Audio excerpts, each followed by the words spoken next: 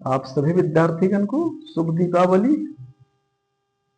आज के इस YouTube चैनल दीपक हिंदी क्लासेस में पेपर 1 के तहत यूजीसी ने झारखंड जेट, बेट, सेट, पीएचडी एंट्रांस इत्यादि परीक्षाओं के लिए पीवाईक्यू प्रश्नों को करेंगे। सभी प्रश्न महत्वपूर्ण है, पीवाईक्यू है तो महत्वपूर्ण तो है ही। तो आप सभी सारा वीडियो देखिए। कुल मिलाकर 15 प्रश्न को है लिया गया है, प्रश्न ज्यादा नहीं है इस वीडियो में, तो आप सभी पूरा देख लीजिए। निश्चित रूप से आपको यहां से परीक्षा में आप सभी को कई प्रश्न पूछे जाएंगे, ऐसी संभावनाएं हैं, क्योंकि वैसे पीवाईक्यू को लिया गया है जो सबसे ज्यादा महत्वपूर्ण है। तो आइए देर न करते हुए प्रश्नों पर चलते हैं। प्रथम प्रश्न है, शोध के प्रकार और विशेषताएं तत्काल अनुप्रयोग के उद्देश्य से किया गया शोध कहलाता है।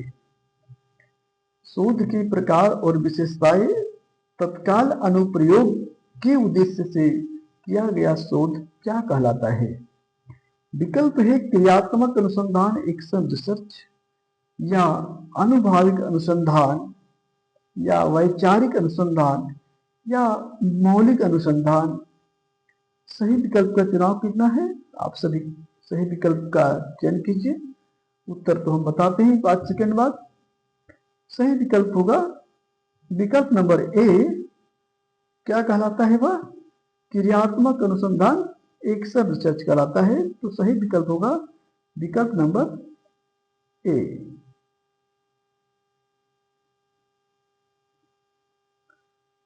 नेक्स्ट, शोध चरणों का सही क्रम पहचानिए। विषय का चयन, या साहित्य की समीक्षा, या डेटा संग्रह, या निष्कर्षों की व्याख्या। तो निष्कर्षों की व्याख्या जो है सबसे लास्ट में ही होना चाहिए। दूसरा है साहित्य समीक्षा या निष्कर्ष, ये सभी लास्ट का विषय है। विषय का चयन, डेटा संग्रह, निष्कर्षों की संख्या। विषय का चयन, डेटा संग्रह, साहित्य समीक्षा या निष्कर्षों की व्याख्या। विषय का चयन, साहित्य समीक्षा, निष्कर्षों की संख्या या डेटा संग्रह। सही विकल्प का चुनाव करना है। सबसे प्रथम क्या आता है? तो विकल्प हो जाएगा विकल्प नंबर ए। सबसे पहला है विषय का चयन करना है शोध के चरण में, उसके बाद उसकी समीक्षा करनी है, सही है गलत है चयन के। डेटा को उसके बाद संग्रह करना है, उसके बाद निष्कर्ष पे जाना है, निष्कर्षों की व्याख्या। सही विकल्प होगा विकल्प नंबर ए। नेक्स्ट, मूलभूत अनुसंधान के सिद्धांत किसमें उपयोग किए जाते हैं? फंडामेंटल रिसर्च के सिद्धांत किसमें उपयोग किए जाते हैं? विकल्प है क्रियात्मक अनुसंधान, या अनुप्रयुक्त अनुसंधान, या दार्शनिक अनुसंधान, या ऐतिहासिक अनुसंधान। सही विकल्प क्या होगा? विकल्प नंबर बी, अनुप्रयुक्त अनुसंधान। नेक्स्ट है, निम्नलिखित में से कौन सा मात्रात्मक उपागम के अंतर्गत आता है? तो इसमें कुल मिलाकर 5 दिया गया है, A B C D E, उसमें से 3 होगा। विकल्प है सेम्यूशनल उपागम, या प्रेक्षेपी तकनीक, या अनुमानित उपागम, या गहन साक्षात्कार, या प्रायोगिक उपागम। तो क्या होगा? ए बी और सी केवल, या ए सी और ई केवल? सही विकल्प का चुनाव है। सही विकल्प है विकल्प नंबर बी, ए सी और ई। ए में क्या है? सिमुलेशन उपागम, सी में अनुमानित उपागम, और ई में है प्रायोगिक उपागम। तो बी ऑप्शन सही होगा। नेक्स्ट है, चर और वैधता निम्न में से कौन सा चर कारण का प्रतिनिधित्व करता है? विकल्प है आश्रित चर, स्वतंत्र चर, नियंत्रण चर, या हस्तक्षेप करने वाला चर। सही विकल्प का चुनाव कर लीजिए। सही विकल्प होगा विकल्प नंबर बी, स्वतंत्र चर। नेक्स्ट, वह कौन सी वैधता है जो यह जांचती है कि कोई परीक्षण अन्य परिणामों की भविष्यवाणी के लिए कितना प्रभावी है? संरचना वैधता या समवर्ती वैधता, मुख्य वैधता या अभिसारी वैधता? सही विकल्प है विकल्प नंबर सी, विकल्प नंबर बी, समवर्ती वैधता। विकल्प नंबर बी, समवर्ती वैधता। नेक्स्ट क्वेश्चन, इसके पहले आप सभी नए मित्र देख रहे होंगे, नए विद्यार्थी देख रहे हैं, तो हमारे YouTube चैनल को सब्सक्राइब कर लीजिए, आपसे आग्रह है, और वीडियो को लाइक कर लीजिए। नेक्स्ट है, अध्ययन की आंतरिक वैधता पर कौन सा कारक खतरा उत्पन्न करता है? अध्ययन की आंतरिक वैधता पर कौन सा कारक खतरा उत्पन्न करता है? बाहरी कारक या इतिहास या नमूनाकरण त्रुटि या सामान्यीकरण? सही विकल्प है विकल्प नंबर बी, इतिहास।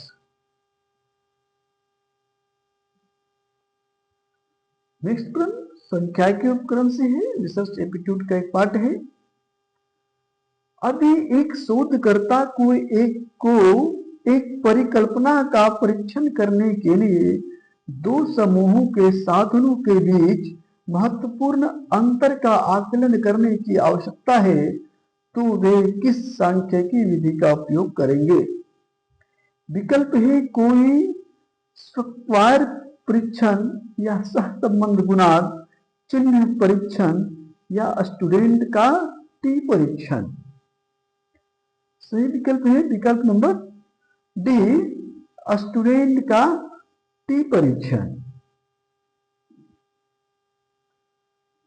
नेक्स्ट कथन से है, कथन से भी 2-3 प्रश्न बनते हैं परीक्षा में। कथन 1, पारामेट्रिक संख्याकी गैर पारामेट्रिक संख्याकी से अधिक शक्तिशाली होती है। और कथन 2 में है, पारामेट्रिक संख्याकी धारणा मुक्त संख्याकी होती है।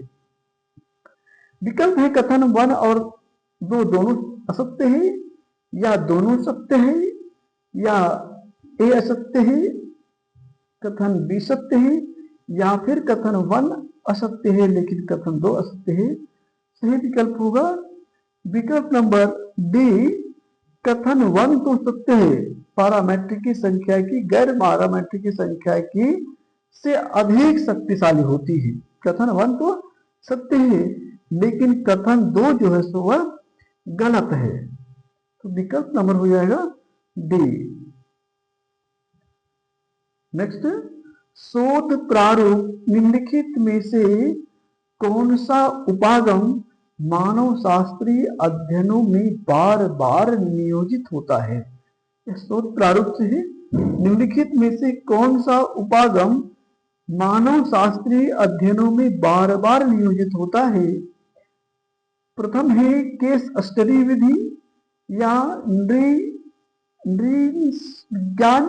नृविज्ञान, या फिर ए और बी दोनों, या उपरोक्त में से कोई नहीं। सही विकल्प है विकल्प नंबर बी। नेक्स्ट, वह अनुसंधान जिसमें डेटा शब्दों या चित्रों के रूप में होता है शोधकर्ता मुख्य उपकरण होता है। विकल्प है सहभागी अवलोकन आधारित अध्ययन, या कार्योत्तर अध्ययन, या प्रायोगिक अध्ययन, या वर्णनात्मक सर्वेक्षण अध्ययन। सही विकल्प का चुनाव कीजिए। सही विकल्प है विकल्प नंबर ए, सहभागी अवलोकन या आधारित अध्ययन। नेक्स्ट, नैतिकता और डाटा से यह लिया गया है।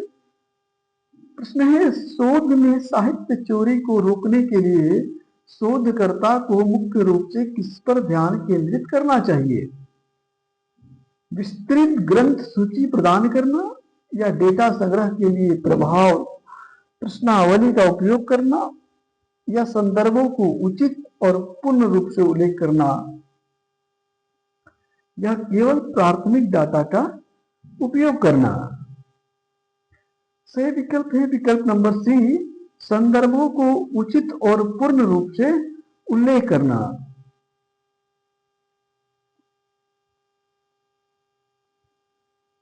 नेक्स्ट, यदि कोई शोधकर्ता यह जानने की कोशिश कर रहा है कि पिछले भूकंप का किसी क्षेत्र के लोगों के व्यवहार पर क्या प्रभाव पड़ा, तो यह किस प्रकार का अनुसंधान है?